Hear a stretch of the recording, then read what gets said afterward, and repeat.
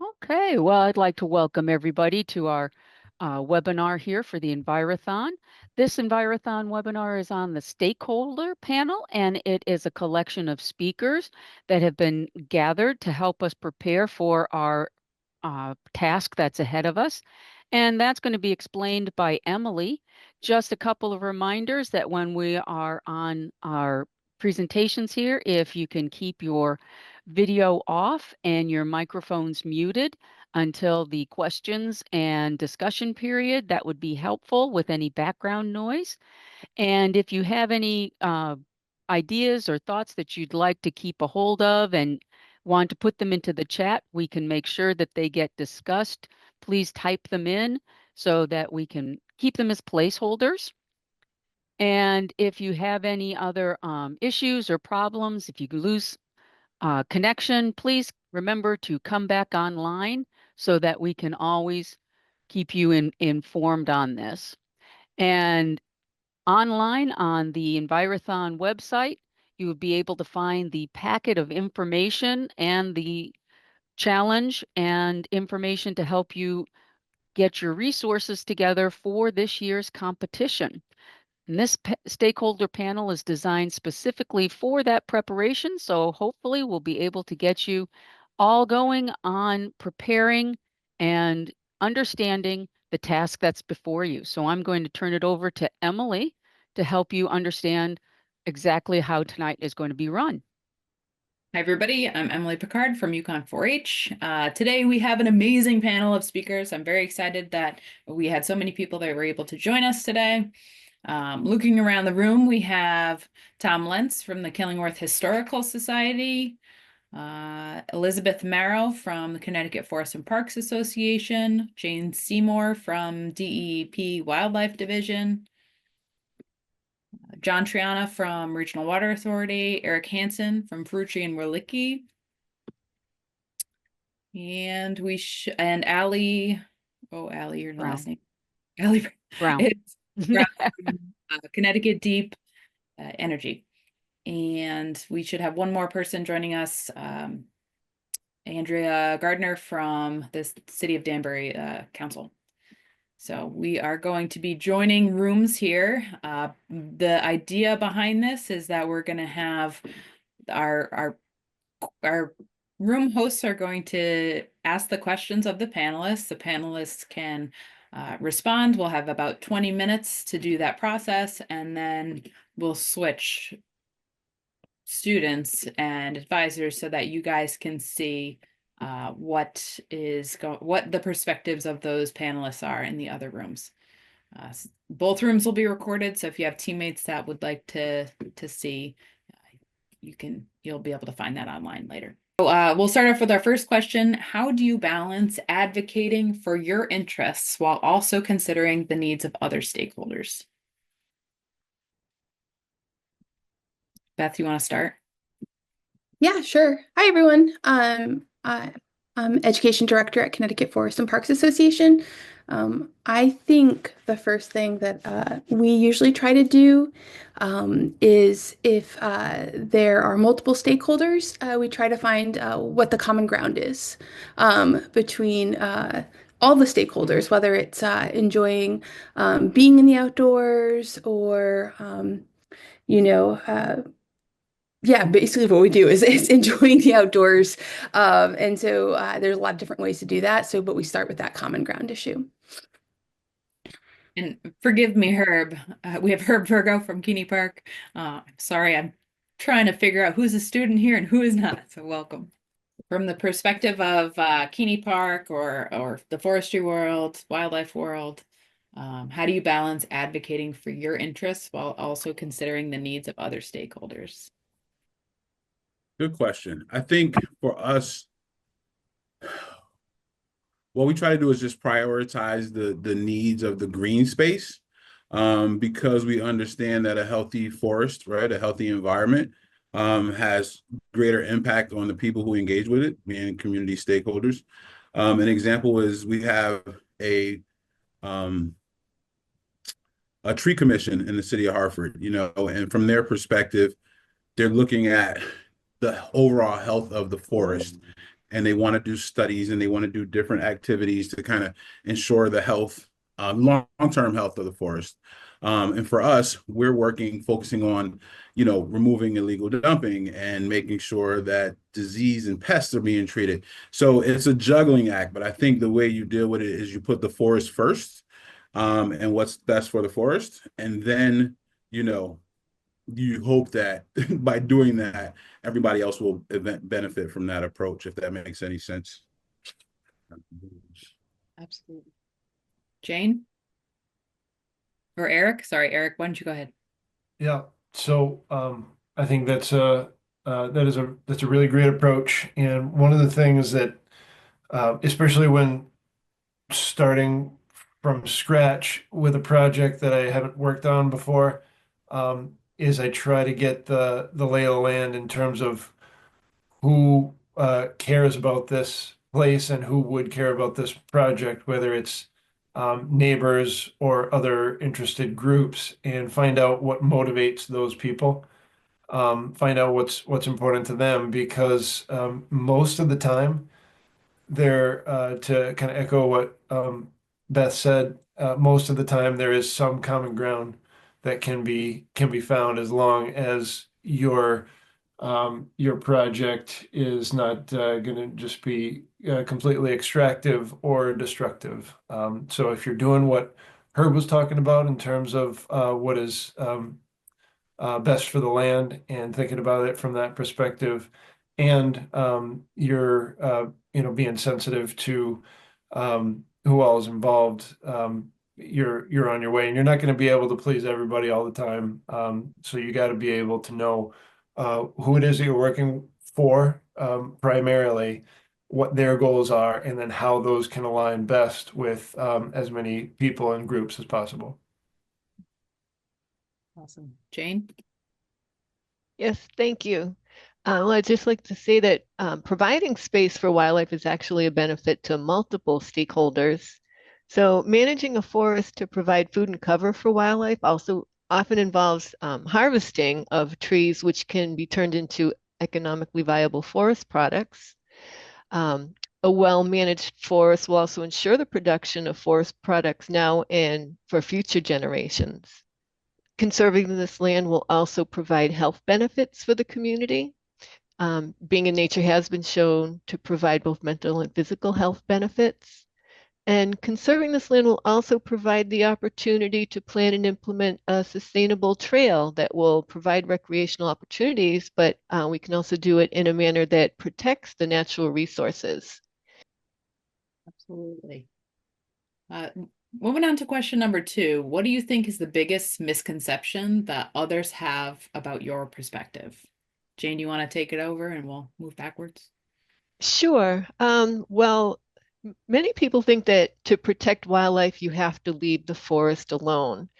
This is not true. While it's true that the birds and other animals need space to survive and raise their young, in order to provide crucial habitat for many of our less common species, we actually need to manage the forest.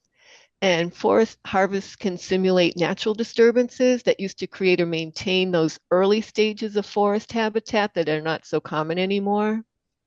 Cutting trees and letting the forest grow back can actually be very good for certain wildlife species. And many species will not survive if we don't implement appropriate forest cutting. So I think that's probably the biggest misconception. Eric? So we got a lot of misconceptions about what forestry is and what foresters do. I think that the primary is that we are all just about making money or just about producing wood. There's been over the last several decades and longer, really, a push to get beyond that for how we interact with the woods and the kinds of things that we consider when we're implementing whatever it is that we're implementing, whether that be, like Jane was talking about, the wildlife habitat oriented projects, or just the concept of enhancing diversity. there's a lot of people who just don't like the idea of cutting trees because they don't like the way it looks and they don't like the way it feels, especially right after, because it is a change. And it's an intentional change. But especially when it's done well and when the outcomes are what we had hoped for, the diversity that results and the long-term resilience and associated adaptability that the forests have afterwards, um, are really incredibly valuable, and it's for all different kinds of um, characteristics and features that we're attempting to modify things for. But to get back to the question, because I'm rambling, it's that we're just about money and wood, and that's not the case. Herb? For us, I think people believe because we're a community created nonprofit organization that we prioritize recreational experiences for the community, that we prioritize community members. Um, uh, when it comes to managing the parks, and the sustainability project is definitely in support of the community, but we understand the importance of this green space and understand the importance of having this green space around for another 100 years. So again, to kind of echo what I said in the first response, is that we try to balance it. But yes, we do support the community, but we understand that there needs to be some pushback to the community because it's a forest, and it's not it's not a baseball diamond, and it's not a football field, and it's not a soccer field. So I think that's one of the biggest misperceptions about our perspective. Beth? Yeah, I think from a largely trails organization, many people assume that outdoor recreation always harms the environment. We just create trails crisscrossing the environment. But in reality, if we create those trails to be sustainable, to reduce erosion, and we create them kind of responsibly, like staying on the trails, leaving no trace, and all those really important principles, and educating our supporters. We can help people connect with nature, and it can actually encourage conservation efforts by fostering appreciation for Connecticut's green spaces. And then I think, to kind of go with what Jane and Eric were saying, when we talk about logging, not only does it have really, really important wildlife benefits, but we can use those products to store carbon on the long term to create, educational pavilions, picnic benches, park benches, and kind of keep that carbon stored for a lot longer than most people think. Most people think when you go and cut down forests, that's just immediately lost carbon. And to add to that, when you have a new forest growing, it actually is capturing or sequestering carbon at a much higher rate. And so, I think those are some like kind of common misconceptions that we encounter when we're talking about active management in forests. Awesome. All right, question 3. We'll start with Beth. How do you incorporate scientific data into your arguments when advocating for sustainable land use? Oh, I mean, we try as often to cite the most current and relevant scientific papers. I think there is often a disconnect between what scientists write and what the general public reads and or understands. And so I think, a lot of organizations and agencies have a really important responsibility of taking all of this kind of dense, complicated, complex material and kind of distilling it down into, I don't want to say sound bites, but basically these digestible units that people actually understand. And so we often reference scientific papers, but we also try to go out and showcase, like actually show it in action, whether that's, not to steal Jane's thunder, but having Jane lead us on a walk of Belding where they've had active forest management and just even documenting all of the new bird species that, before any kind of active management weren't there. And so, kind of providing actual firsthand experience to lend itself to that scientific evidence. I think that's really, really important, other than just, citing the most recent paper. And so, yeah, I think we try to incorporate it, but also, again, trying to make it where it's really digestible and easy to understand so that there's not this disconnect between science and everyone else. Herb? So two ways. One, we partner with the experts, like Beth and Eric. And two, we utilize all of the existing data that has been gathered around Keeney Park, whether or not it's a management plan that's been done by a group of people or an oak gap study that's being done currently, vernal pool studies, wildlife studies.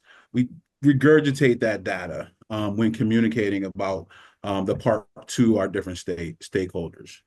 So yeah, just using the information provided to us by people that are way smarter than us in these fields. It's nice to have a conduit. Eric? I'm sorry, I had to step away. We're talking about number 3. All right, yes. Yeah. Okay. So everything that we do in terms of our recommendations is based on um, uh, 3 major things. What are the goals of the landowner? What are the current conditions of the land? And what is the land's capacity to do whatever it is that you're hoping to accomplish? That second thing, what are the current conditions? A significant portion of what we do when we do an inventory, for instance, is we collect quantitative and qualitative information about the site.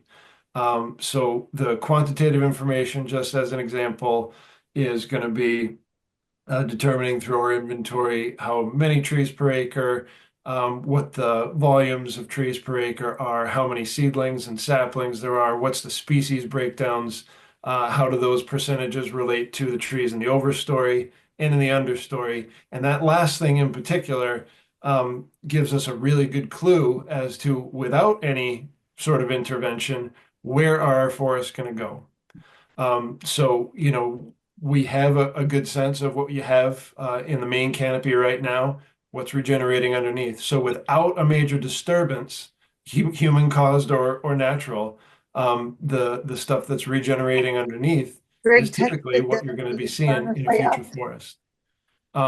So we use all the data that we collect, both the qualitative and the quantitative, balanced with those, or in conjunction with those 2 other things, what we know about the landowner's goals and what we know about the site's capacity to develop both short and long-term recommendations. So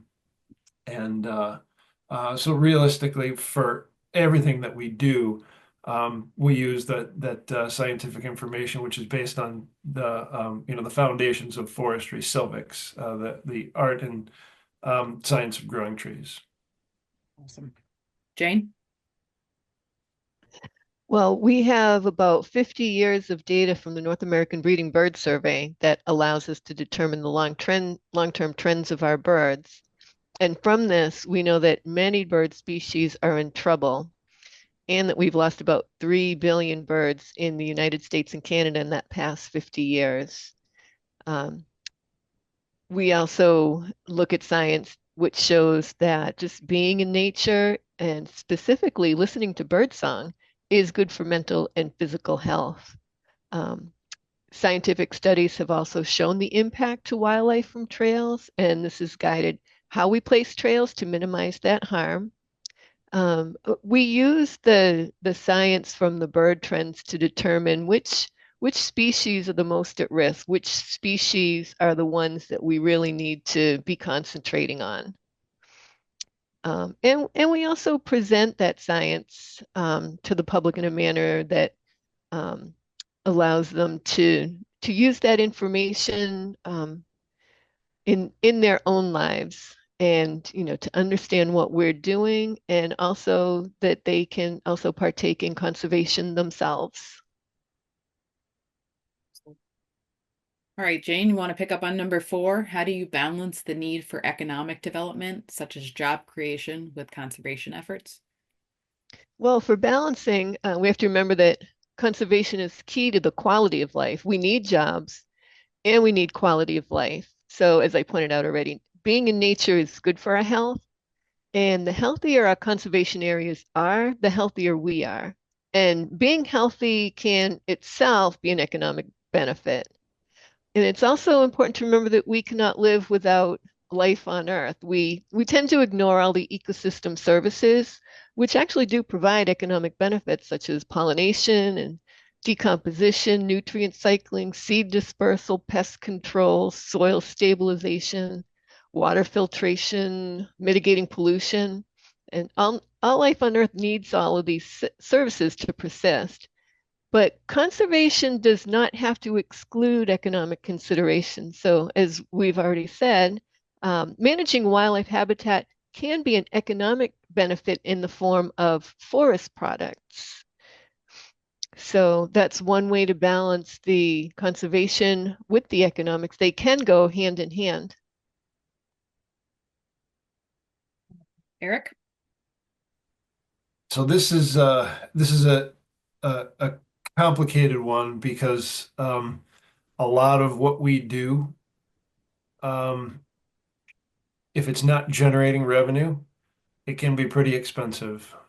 So the way that we, at least at our company, and I think a lot of ecologically minded foresters try to approach things is we're not necessarily having the value of the wood and the forest products that it generates lead any of the goal making, but it is a very useful and valuable byproduct of working towards the goals that we're trying to achieve, whether that be the diversity piece, whether that be the habitat piece, even if it means clearing for recreational trails, though you don't need them to be very big if they're just going to be recreational trails. So um, another thing to keep in mind is that if we don't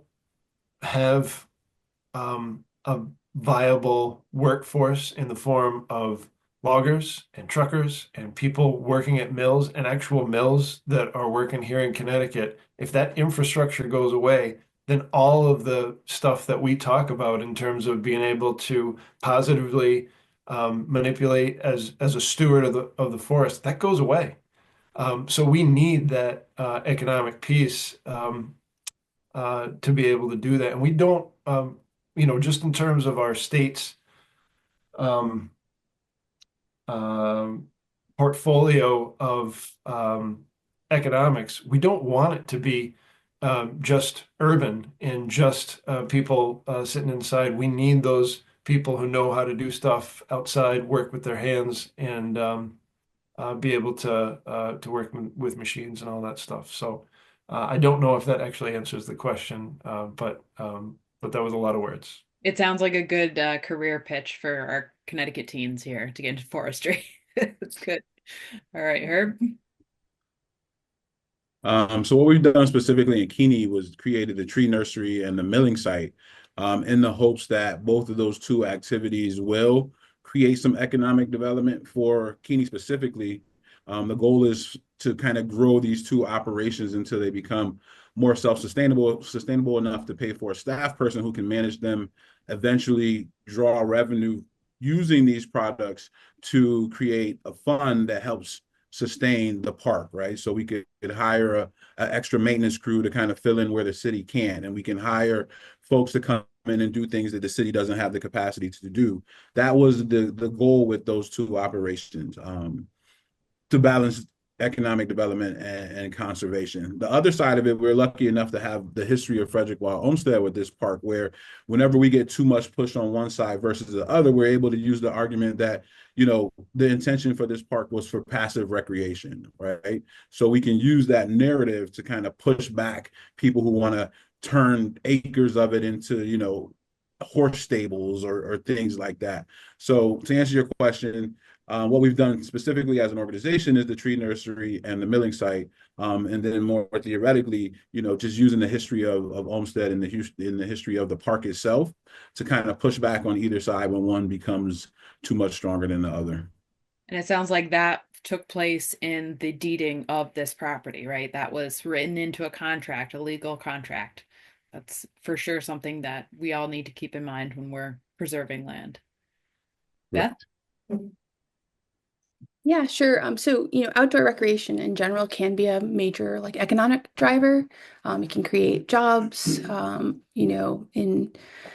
guiding services, create land trusts, nonprofit organizations that hold lands, just the general hospitality industry. So it does have the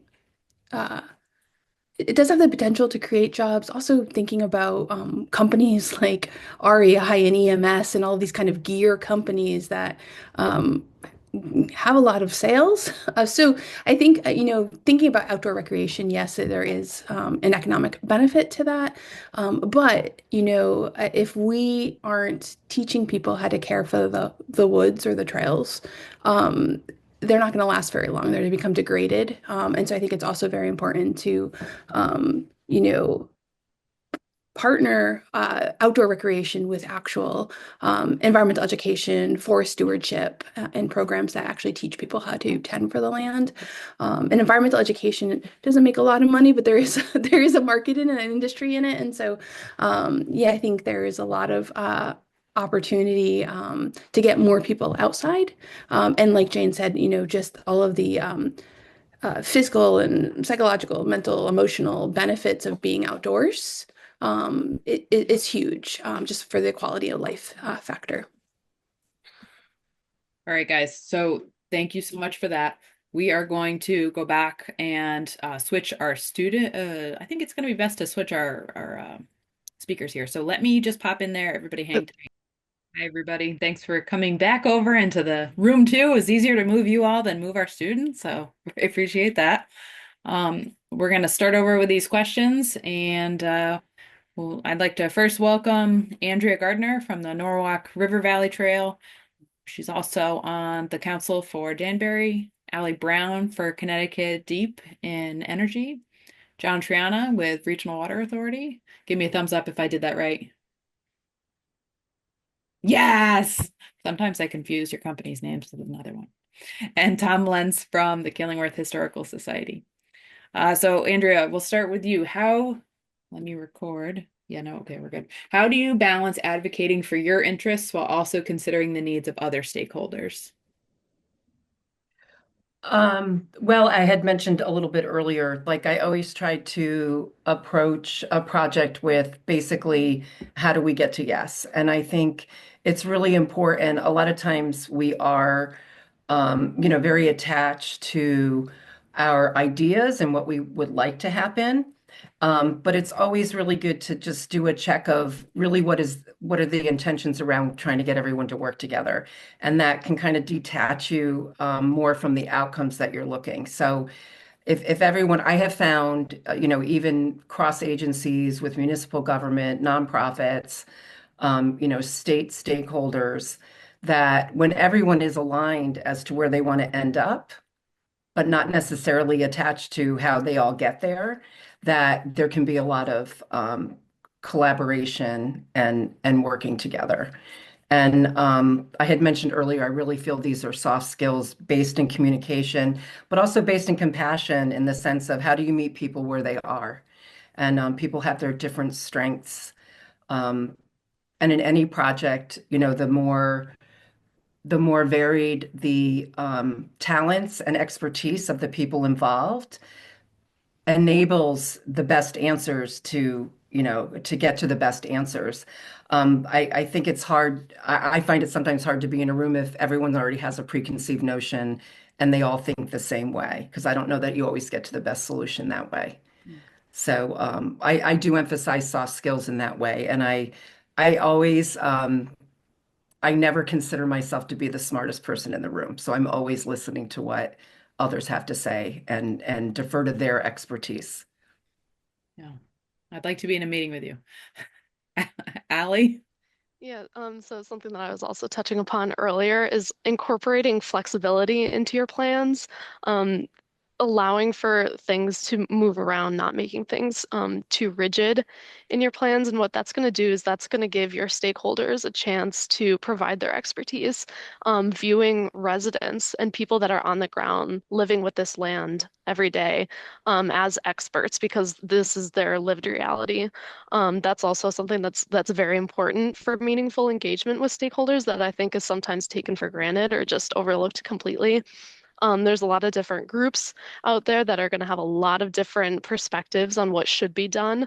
And I liked what Andrea said. I can't remember if you said it this time or last time, but like finding a way to yes.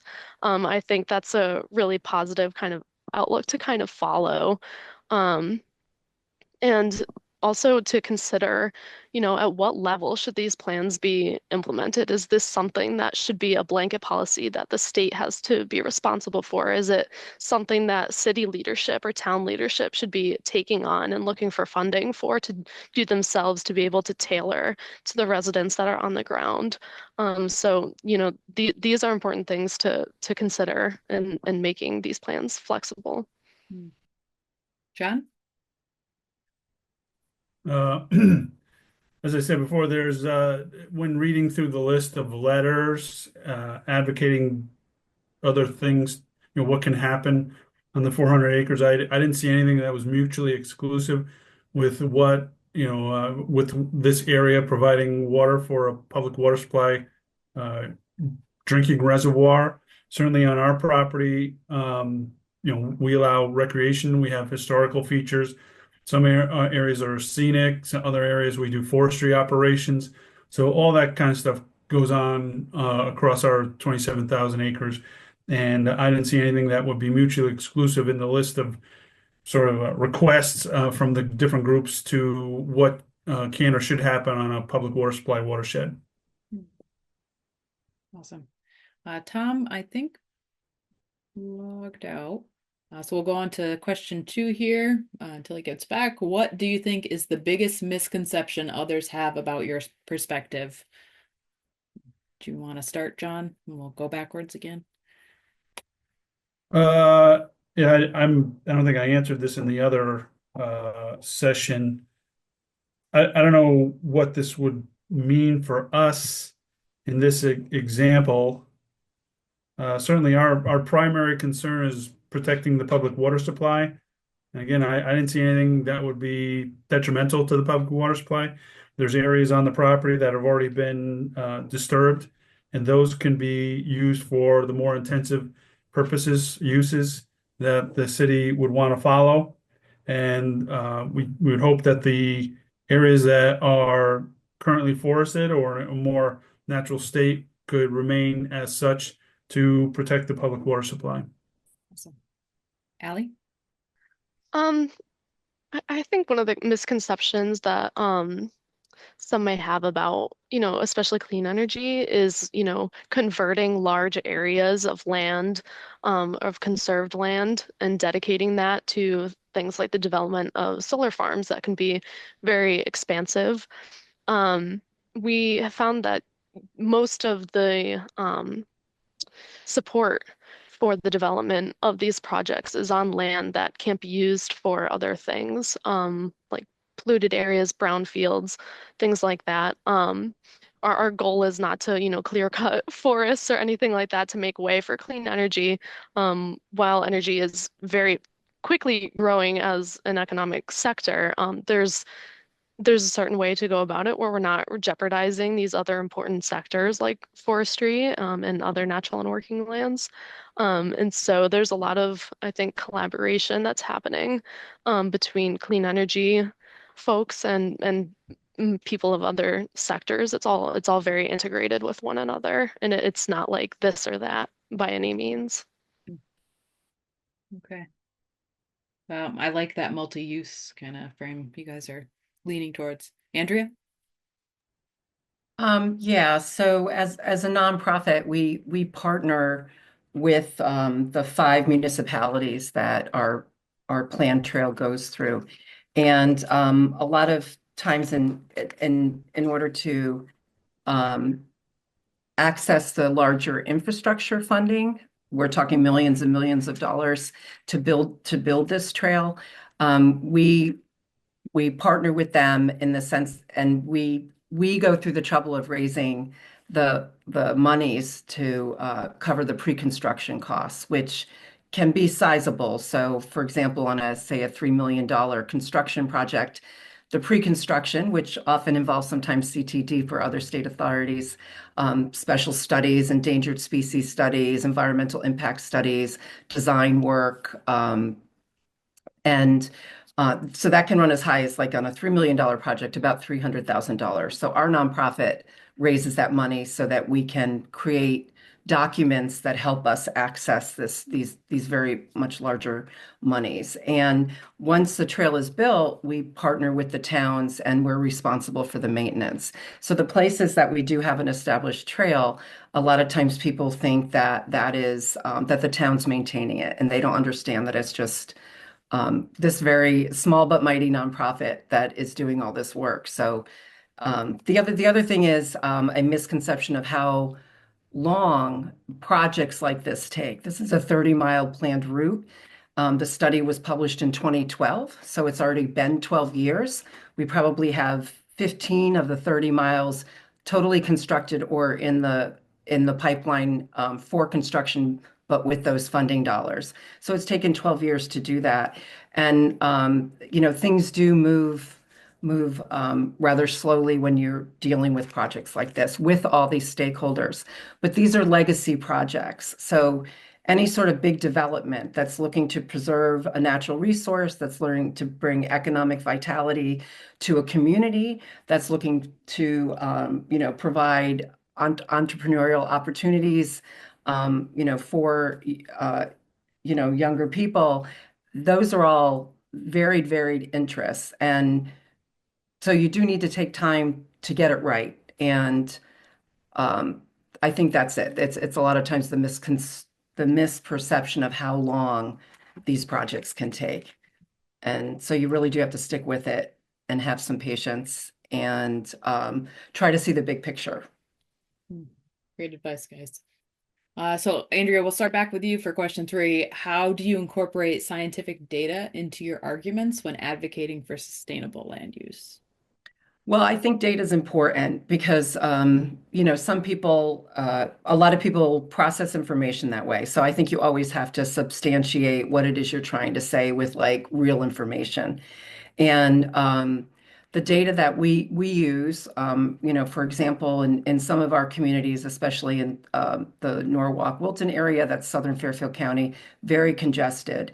So we will make the case that our trail is a transmodal. It's an transmodal trail, so it provides an alternate to be getting in your car. Our trail is routed around train stations, so it really provides an alternative for people to get to work, to get to other places. So we would use data from about the clean energy impact on that. Like, what does it really mean to take all these cars off the road? What will that mean? We use data that shows that part of Southern Fairfield County has one of the worst air qualities, not just in the state, but like in the whole country. So these are very compelling arguments, I think, and using data helps strengthen those arguments. And it might put someone who's a decision maker, whether they might be on a zoning commission, they might be part of an environmental impact commission. Along the way, they're somehow part of the decision-making process of whether or not this project goes forward. It could, sway them. It can have an impact on a decision maker that might benefit the goal you're trying to reach. Allie? A lot of the data that we use is compiled for the purposes of creating like modeling scenarios of ways to meet state statutory targets. And those targets are set in emissions because measuring emissions is, well, it's measurable, it's actionable, it's accessible for the most part. So these are important qualities that data need to have. And a lot of the data that we have is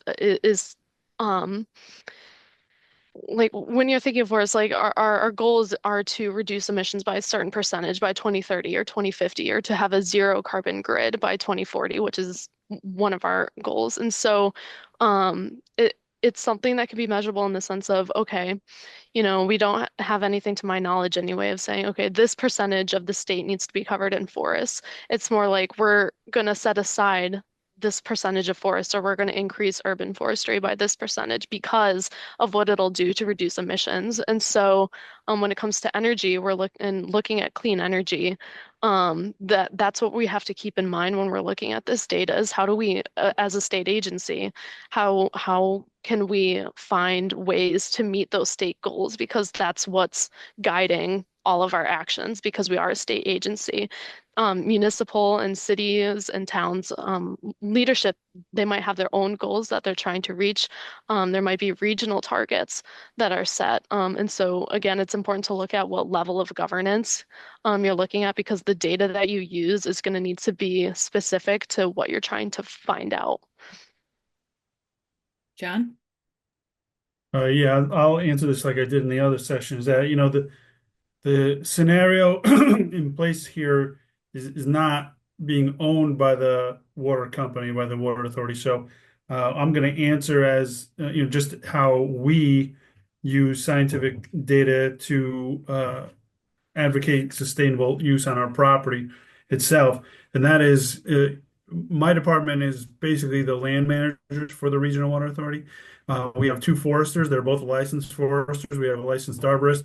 I think three of us have supervisory pesticide licenses from the state as well. So we go to any number of workshops, seminars, webinars to get CEUs to stay up with the most current information on forestry practices, invasive plants, invasive pests to forests, and best management practices. And we employ those judiciously to the management of all of our properties. Okay. How do you balance the need for economic development, such as job creation, with conservation efforts? John? In the scenario in front of us, I don't think that there's anything that there can be a balance. There's portions of the property that have had intense use already, and they can certainly be employed to do some more intensive uses, and those parts of the property that have been growing in a more natural state. We hope, as the public water supplier speaking, that they would remain that and serve as a benefit to the city, the residents of the city, and for the public water supply. Allie? I think energy is kind of unique because of our ability to adapt to existing infrastructure. We're not relying solely on natural and working lands. The electric sector is one of the fastest growing economic sectors that there is. Just with the Inflation Reduction Act, there have been over $400 billion in investments. Things like job training for installing clean energy. This is where the money is kind of flowing. And so I think energy is a great example of how these environmental and these economic interests kind of merge to create something really special and to develop that green economy. Um, this is kind of a side note if you're interested in seeing how these things intermingle. There's this documentary from 2015 called Catching the Sun.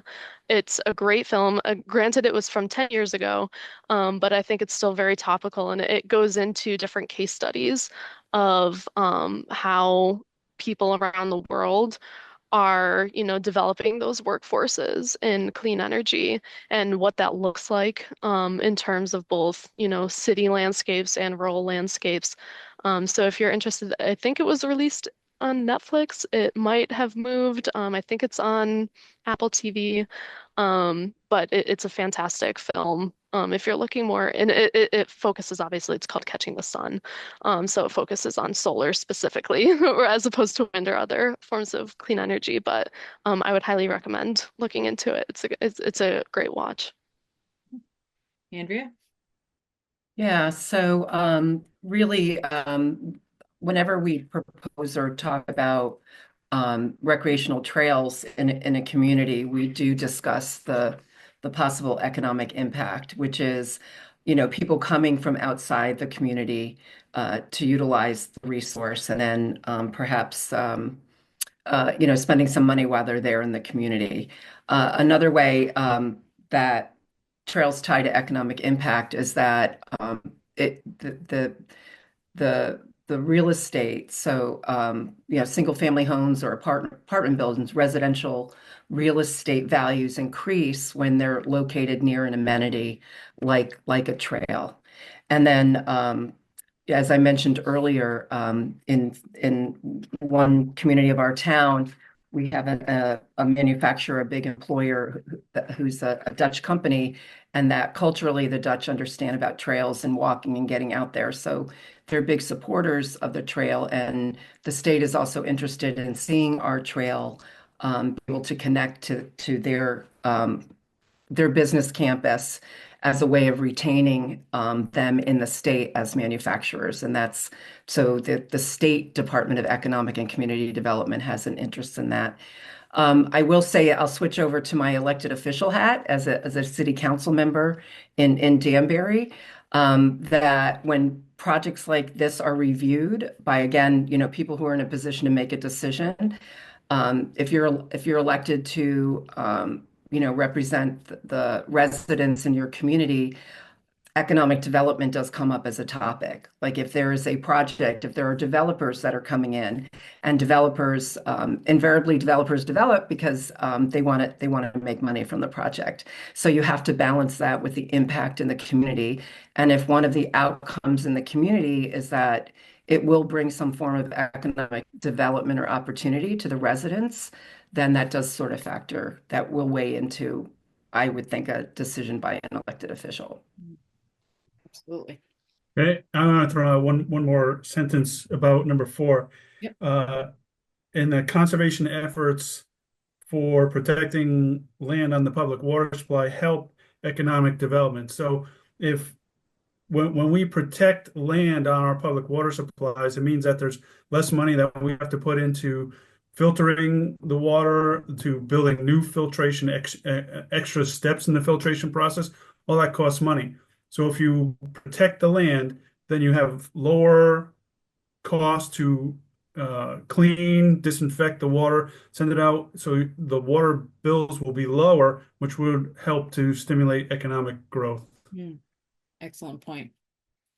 On to number 5. We'll start with you, John. How do you address concerns from stakeholders who fear that conservation efforts might limit their access to resources or recreational spaces?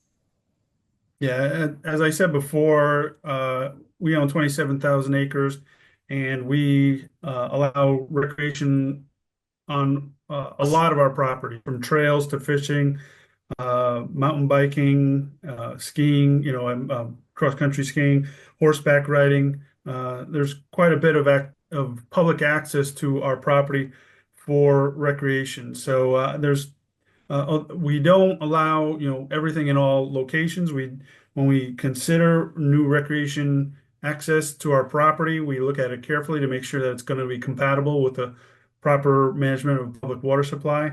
But where it does make sense, we have allowed it. And I would just, at this point, I just would say one thing that I said in the other session is that, in the letters that were circulated to us, there wasn't a letter from the public water supplier. If I had to write one about this project, What I would say is that we as the public water supply are happy that the city bought the property and is looking at these public uses, because even if you do allow some of it to be used in an intensive fashion, there's still going to be many acres of it that are protected, that are protecting the public water supply. So if you were to allow the 400 acres to be bought by a private developer, and you can see the density of the housing around this, if you take that density and superimpose it on the 400 acres, you could have another 100 parcels here with single family housing or more. So, however, whatever the city decides to do for this is better than having it fully developed in as single family houses. Absolutely. Andrew, Allie? I'll also kind of repeat myself from what I had said last session, in that it really depends on what you define as being a resource and what you define as being recreation. So in that list of letters that was sent out, there's certain groups that are defining recreation as stimulating growth for local businesses, going to restaurants and shopping and stuff like that. But then recreation for, what we've been talking about is being able to access public lands, to, go for a hike if you want to, or access public water resources. And then as far as resources go, too, that you also have to define that. I mean, with solar, the sun's gonna be shining, and it doesn't matter where you are in the park or if you're outside of it. It's gonna be shining on the houses immediately surrounding the land, as it will be shining within the boundaries of that parcel. Um, and so before you think about, what are the barriers, you have to define what your questions are. Um, and yeah, I think that's about all I can really add for that one, because again, energy is very flexible. It's something that can be done small scale or large scale and still make an impact. So this was kind of an odd question for me to answer from my perspective. Right. Andrea? Sure. When we talk about the development of, say, a trail through a piece of pristine land, I think it's important that we have these sort of opportunities to be able to get out into nature. So there should be some development that allows access to that. I really think that, there's a lot of awful things that happen during the pandemic, but I think one of the positive things that came out of that was that there's been a cultural shift of sort of the access to nature, to safe and hazard free, has gone from a nice to have to a must have. And more people really are expecting in their communities the ability to access nature. The benefits of being out in nature for mental being are just proven. This is where data can come in to support, development of a trail through conservation land. So I think they're not necessarily mutually exclusive. And the more that we can provide access into nature for recreation to people, I think the more that they will want to protect it and will become stewards of nature and learn that. Thank you so much, guys. Your insight has provided some, things that I wasn't considering, and I know our students probably feel the same way. So we appreciate your expertise for sure. I'm gonna send everybody back to the breakout or to the main space. If you need to log off, that's fine. I just want to say an additional thanks to those that are not here. Thanks everybody for joining us. We really appreciate your expertise in this area, and taking the time to share with us and share with these students that are going to be in your shoes or put themselves in your shoes, for their current issue for Envirothon. This will be recorded, so we'll put it up on the website, and thanks everybody.